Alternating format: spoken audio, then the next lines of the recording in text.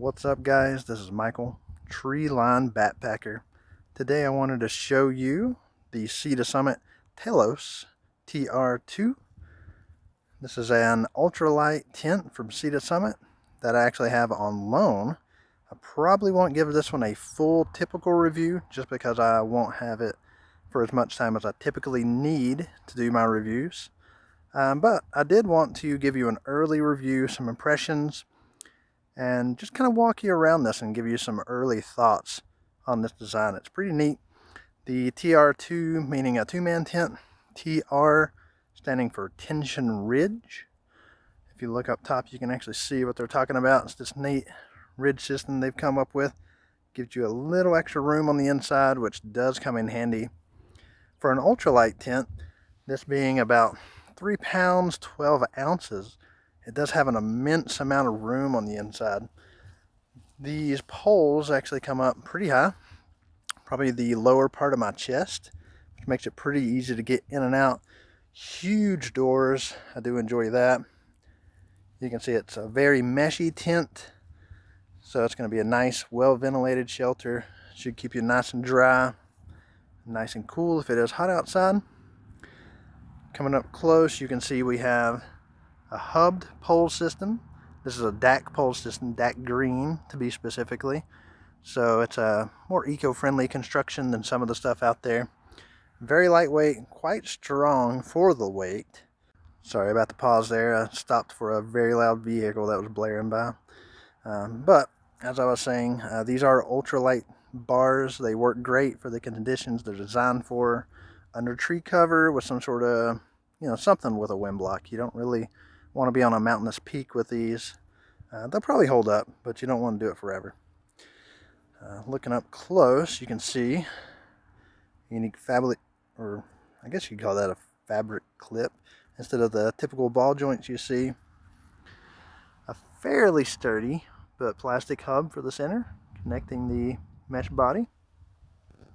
It's got great stitching all around. Quite impressed with that. Nothing's really going to get through this mesh, so no CM qualified. It's got a fairly thin but waterproof floor. It's held up pretty well so far. If you look around, there's not a whole lot to see on the inside. Fairly basic. You do have a couple pockets. You have some attachment clips.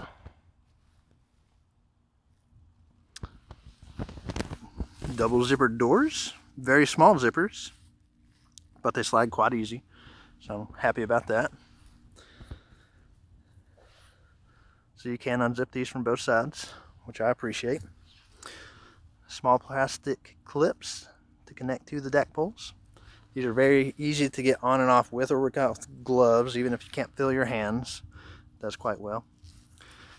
Down here we do have a tension system. Pardon the tall grass, makes it a little hard to see.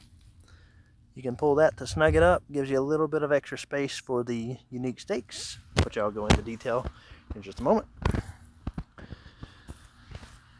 Give you a quick preview of these zippers. Ooh.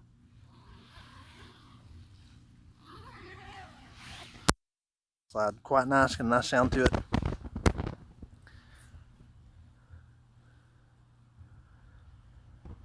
And these stakes themselves, quite unique. I've not saw this design personally. Seems to be Sea to Summit specific as far as I can tell. It is a little sharp, a little rough on the hands, but you have 3 notches. So if you use the bottom notch and for some reason your guy line slips, it can grab and it can slip again. I don't really see that happening, but it is nice to have on there. Very lightweight. It's got a nice finish on it, but it is a little sharp to the skin, so if you're pushing it in or you're trying to pull it out, it does feel like it could cut you, so you want to be careful with that. Even pushing on the top, you don't want to hammer these, they will shatter. But pushing on the top is a little rough on the palms, so that's just a little logo sewn into the inside if you're curious. Now we're taking a look at the tent with the Rainfly on. Going to give you a little bit of a walkthrough, show you what's going on there, and some impressions. This is it with the top on. You can see we do have a vent on the top. You have 2 large doors, some attachment points for the guy line, hidden down there as well.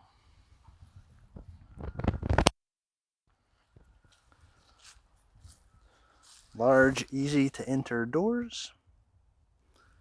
Lots of room for gear. You can easily shove 1 or 2 backpacks on each side if you need to. Tensionable attachment points. Your basic guy line attachments.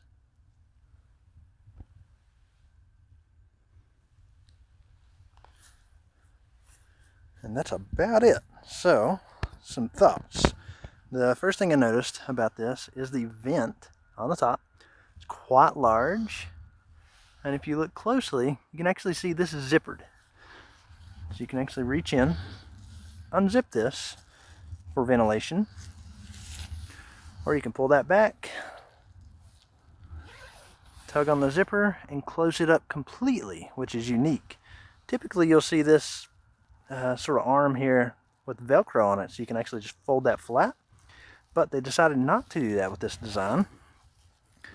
Instead, they went with the zipper approach, which I thought was a little strange at first, but I ended up actually really liking it. The reason for that is it allows for a much bigger vent without having to worry about water being able to get on the inside.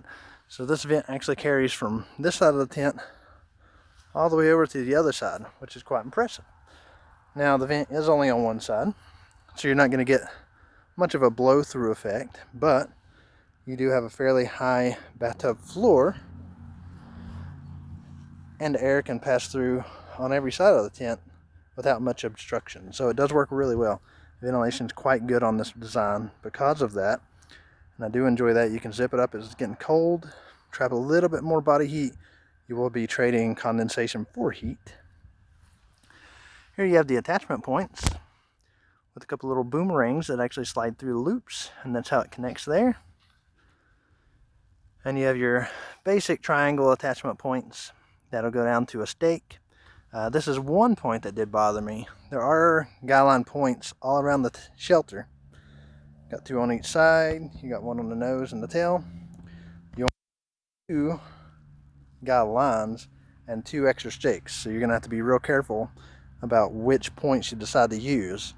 Preferably the 2 that are into the wind. It's gonna give you the most stability.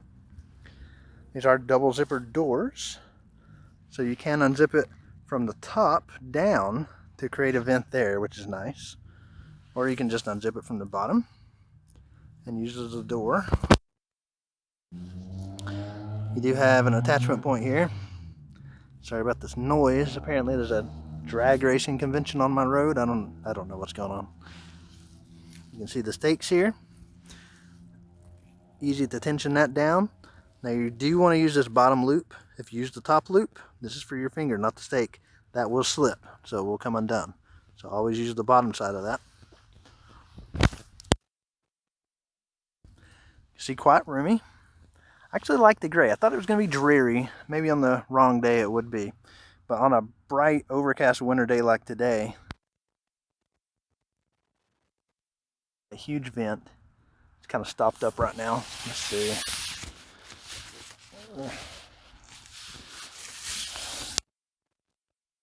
You can see it being wide open. You can even see a little sky through there. It's pretty nice. You can secure the door back, of course. More attachment points. Down here at the nose, this is a guy line attachment point, and I do recommend using those. When you pull these out and stake them out, it really quietens the tent down. This is a very lightweight fabric for the Rainfly, but it is a ripstop, so pretty good quality, reinforced in all the right places. If you jab it with a stick or a sharp rock, you can definitely puncture this, but hopefully with that ripstop it's not going to tear. So that's good. For ultra lightweight fabric, probably the same material I would go with if I was putting this together.